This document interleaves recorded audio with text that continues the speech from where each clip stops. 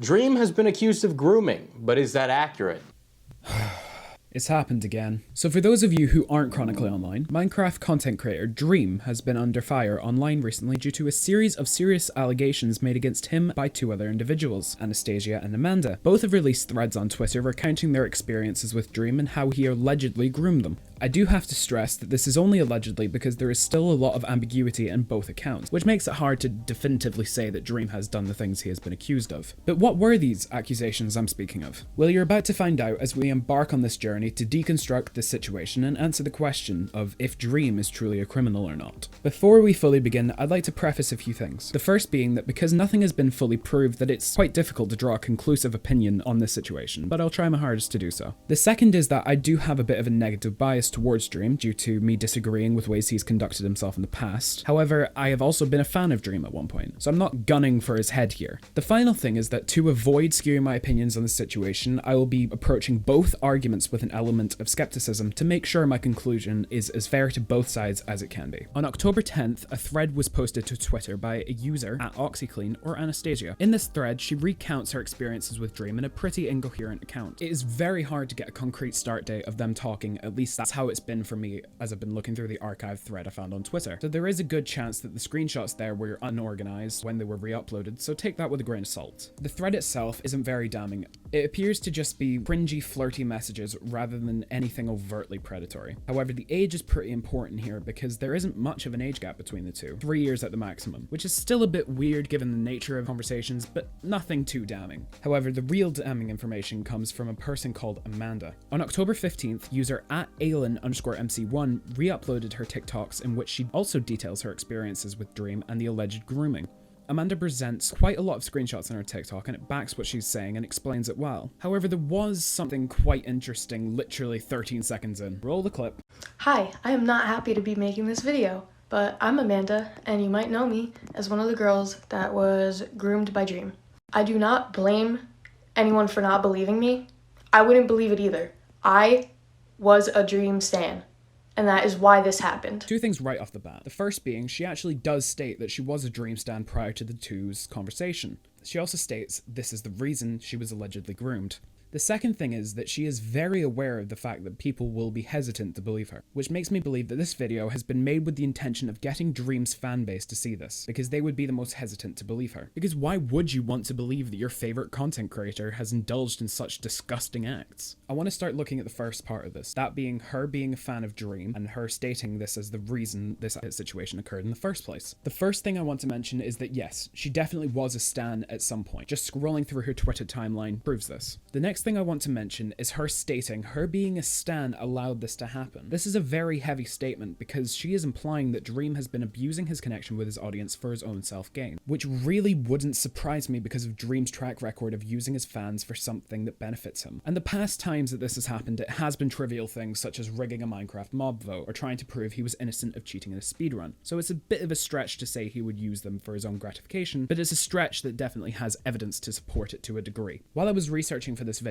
I stumbled across a screenshot from a now deleted tweet in which she asked another creator who is also a part of the Dream SMP, Puns, to unban her from their Twitch channel for requesting to sit on Puns' face. Yeah, that doesn't sit right with me either. And then I found someone in the comments of the re-upload of her TikToks who compiled other tweets from Amanda, and I found something actually that makes me question if Amanda is telling the truth. And it is a tweet from the 18th of February 2021 where she's tweeting saying, "Hi Dream, it's my birthday, but I'm wondering why, if they had communication with each other since September 23rd in 2020, then why not just text him, why try and get his attention publicly?" It just sits weird considering she also said she didn't message him until January 17th, 2022 because she had a boyfriend. She also claims that Dream told her about a chest filled with toys that he intended on using on her when they met up. But yet again, provided no evidence that this conversation ever happened. This is a reoccurring theme with Amanda's statement. She makes claims without backing it up with evidence, which has led to a lot of people not believing her at all, which I completely understand and is valid. But Amanda not revealing all evidence is also valid, because at the end of the day, it's her choice how much she gives the internet, but the consequence of that is it removes credibility from her story, which I don't think she fully understands. But you may be wondering, well, what does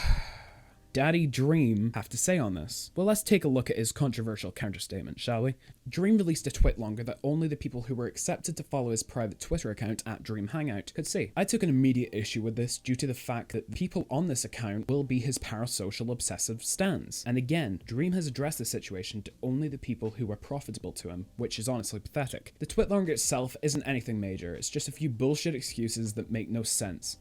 A personal favourite of mine being, he couldn't have been texting on the number connected to his TikTok account that Anastasia used to prove her account of the events as real, because it was a Google Voice number. What? Dream, you can text off those, just it wouldn't be blue on iMessage. So it kinda disproves that piece of evidence, but not in the way he intended. There is a real distinct lack of evidence in Dream's response, which is probably a result of the legal advice he claims he's been seeking. However, he does respond to the threads in a very questionable way. He responds to Anastasia's thread by saying she was 18 when they were conversing, which the screenshots that he actually references show a message where she says she will be 18 soon. So yeah, maybe check that one again. He then says that Anastasia had 18 in her bio, which I can't find any evidence of, so it might be true, but it is equally probable that it is also false because there is no evidence to support that she did have 18 in her bio. For the sake of the argument, let's say she did have 18 in her bio, to which I say, people on the internet do just lie about stuff, including their age, for no reason apart from they can. Dream then goes on to respond to Amanda's threads and says it was just a friendly conversation. He brings up ages again and says that Amanda said she was 18, but actually she turned 18 near the end of their conversations with each other, or at least that is what the timeline that was put together says, and the ID that Amanda shows also does prove this. He rounds off his response by making a clear statement, which is this: I did not engage inappropriately with her, and anything saying otherwise is completely false. Dream, you cannot just dismiss the somewhat solid evidence that backs these claims as false without giving your own sources to disprove them. That isn't just trust me, bro. That just isn't going to work. But I mean, for the audience this is targeted at, they might just believe it, because your stans have eaten up trust me, bro responses in the past. So they might just be naive enough to trust you again. Dream also went on to say something that really interested me, mainly because he speaks about how dangerous parasocial relationships can be and tells creators that you need to be responsible with how you interact with your audience. You know, like he famously hasn't multiple times in the past. After the tweet longer dropped, Amanda saw it and made a tweet saying that he fucked up, with this being in block capitals, so you know she's meaning business. And a few days later, she posted a tweet with a photo of her in a police station, implying she is seeking legal action too, which does give a bit of boost to the believability of her account. But enough with the old news. Let's take a look at the new statements, made not by Dream or the accusers, but by other major creators who know Dream. 3, 2, 1. Woo!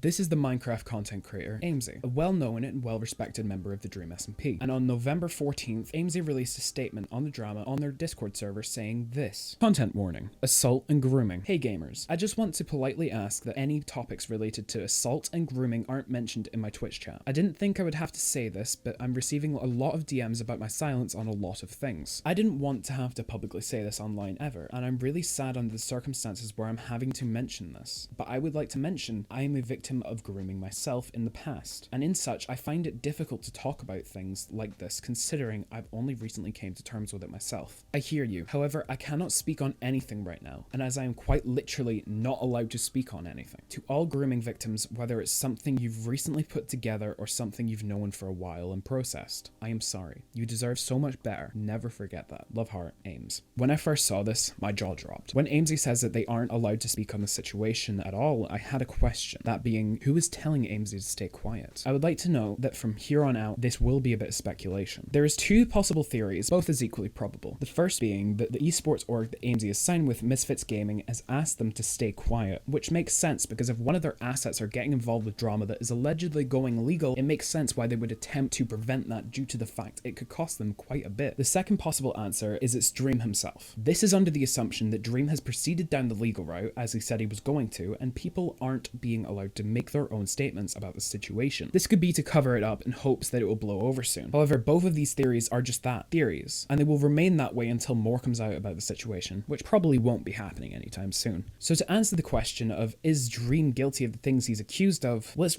really too early to say. On both sides of the argument, there is insufficient evidence and weird inconsistencies. And at the end of the day, we are at the stage where it is just personal opinion whether you believe that Dream is innocent or not. However, does it seem like this will cause Dream's cancellation?